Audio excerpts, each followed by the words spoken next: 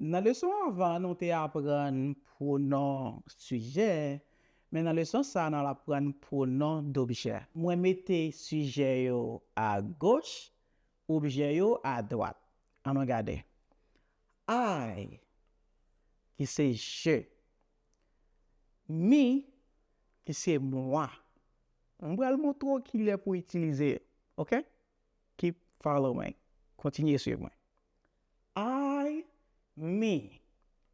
You, he, him. She, her. It. We, us. You, they, them. Kounya nous pourrons focus sur pronom d'objet. The object pronouns. Comment on dit pronom d'objet? Object pronouns. En anglais. Me. You. Him. Her.